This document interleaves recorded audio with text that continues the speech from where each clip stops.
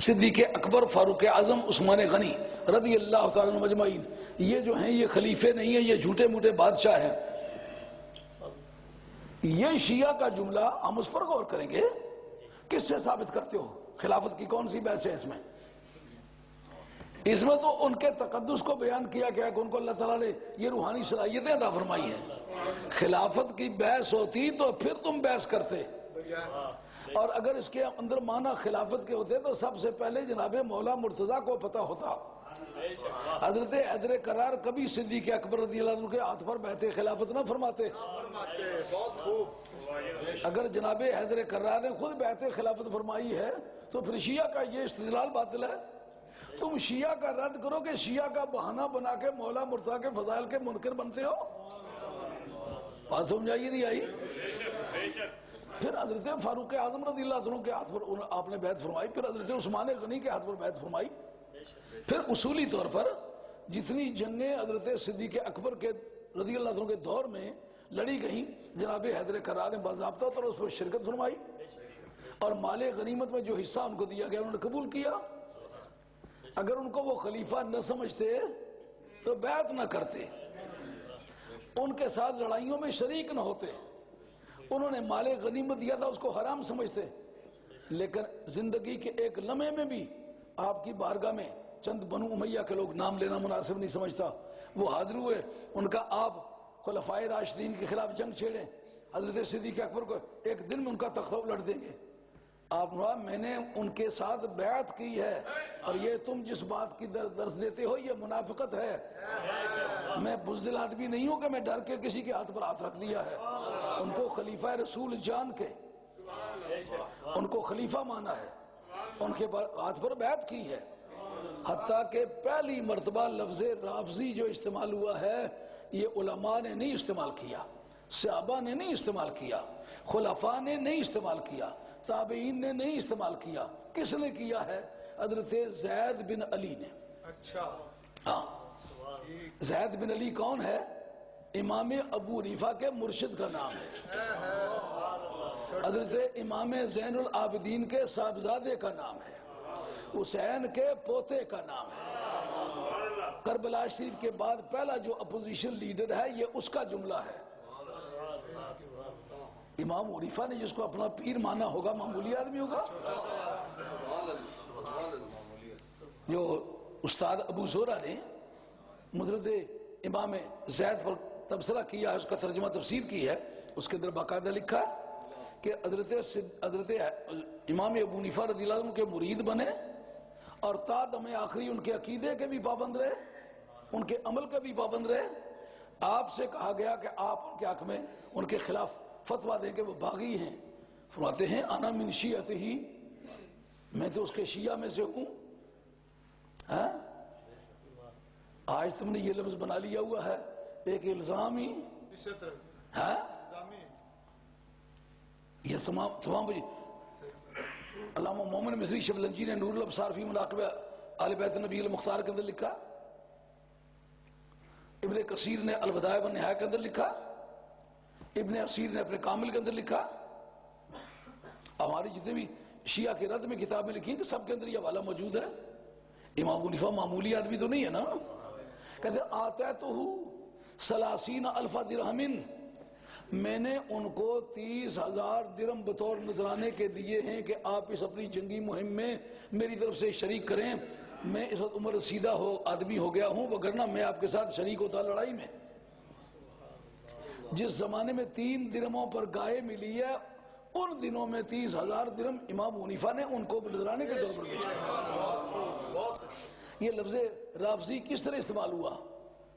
ان کے ساتھ جو مددگار تھے، یہ کالی بھیڑیں تو ہر ریوڑ میں شریک ہو جایا کرتی ہیں نا، انہوں نے کہا کہ تم صدیق اکبر کو، فاروق اعظم کو تبرہ بھیجو تو ہم تمہارا ساتھ دیں گے۔ انہوں نے کہا میں استغفر اللہ کہتا ہوں، تمہیں بھی کہتا ہوں توبہ کرو۔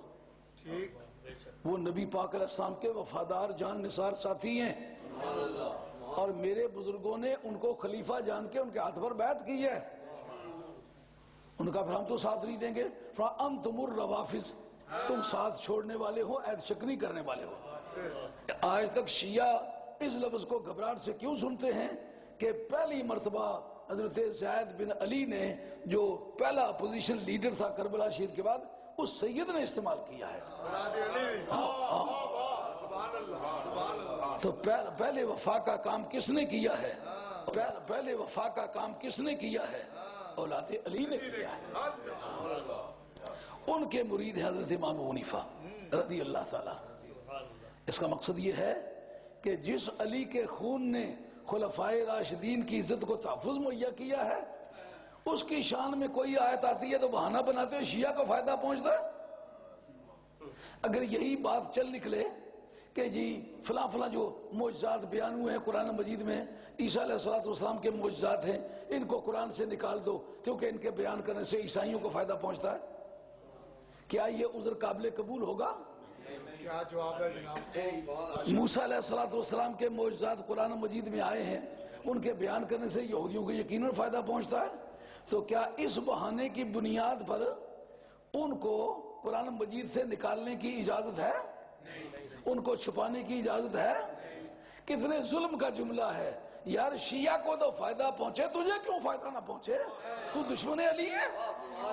سمجھائیے بات کی نہیں آئی کہ اس جگہ حضرت قرار کی شان بیان ہوئی ہے کہ وہ مشکل کشائی کا کام کرتے ہیں، لیکن علی مرتضیٰ کا نام لیا جاتا ہے، یہ ان کی اسپیشیلٹی ہوتی، ان کا نام نہیں لیا گیا، وصف بیان کیا گیا۔ معلومہ اس وصف کے اندر حضرت حیدر قرار کے ساتھ آئندہ لوگ شریک رہیں گے، ان کو اللہ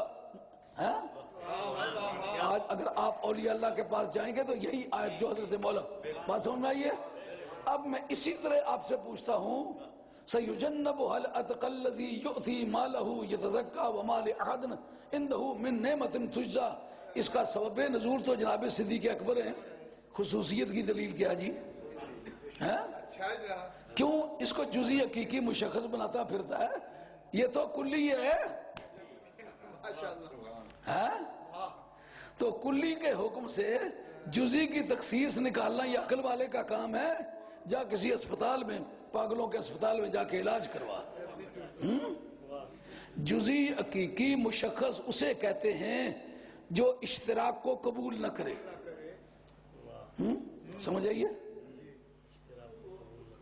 جیسا میرا نام سید عبدالقادر جیلانی میرے گھر والوں نے رکھا، کوئی اور اپنے گھر میں رکھے تو رکھے، میرے گھر والوں نے پھر سید عبدالقادر جیلانی کے نام سے کسی دوسرے کا نام نہیں رکھا۔ کیوں؟ جزئی حقیقی مشخص اشتراک کو، پارٹنرشپ کو قبول نہیں کرتی ہے جی۔ اگر پارٹنرشپ قبول کرے تو جزئی حقیقی مشخص نہیں ہے۔ قرآن نے وہ جو قاعدہ بیان کیا ہے فَإِنَّ تَرَتُّبَ الْحُكْمِ عَلَى الْوَصْفِ يُشْعِرُ بِعِلِّيَّتِهِ لَهُ، حکم وصف پر مرتب ہو تو اس کی پھر خصوصیت نہیں رہتی، بلکہ جس وقت بھی وہ وصف پیدا ہو جائے حکم لوٹ لوٹ کے آگے سمجھ آئیے؟ جس طرح سمجھ آئیے؟ اس طرح حضرت صدیق اکبر کا نام تو نہیں لیا گیا نا رضی اللہ تعالیٰ عنہ، وصف بیان کیا گیا ہے، آگے بتایا گیا ہے وَسَيُجَنَّبُهَا الْأَتْقَى الَّذِي اتقا موصوف ہو کر اللہ بمحض صلہ خیش اس کی صفت واقع ہوگا، تو صفت واقع ہو کر کے آگے بیان کرتا ہے یوتی مالہ یتزکا، وہ اس لیے خرچ کرتا ہے مال تاکہ وہ پاک ہو جائے، تو پھر یہ صفت ہوگی نا۔ صدیق اکبر کا نام تو نہیں لے گیا، وصف پر حکم رتب ہوا نا۔ ایسے اتقا کو بچائے گا جو راہ مولا میں مال خرچ کرتا ہے تاکہ وہ پاک ہو جائے، تو اس کا معنی یہ ہوگا ہر وہ آدمی جو متقی ہوگا راہ مولا میں اگر اس نیت سے مال خرچ کرے گا تو اس آیت کے ضمن میں وہ بھی آئے گا۔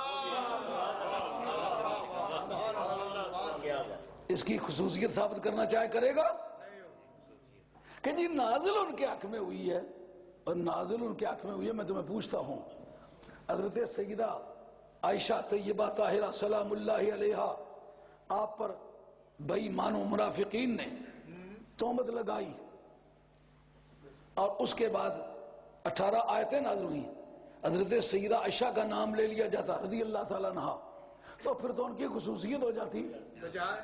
اب اگر قیامت تک کوئی جھوٹا الزام کسی کو تہمت کے طور پر بدکاری کا الزام دے ثابت نہ کر سکے، تو وہ جو درے مارنے والی حد ہے قیامت تک لگتی رہے گی کہ نہیں لگتی رہے گی؟ کہ یہ کہے یہ ان کی خصوصیت ہے، ان کے حق میں نازل ہوئی تھی، اور کس پاگل نے تمہیں بتایا ہے حق میں نازل ہونا وجہ خصوصیت ہے؟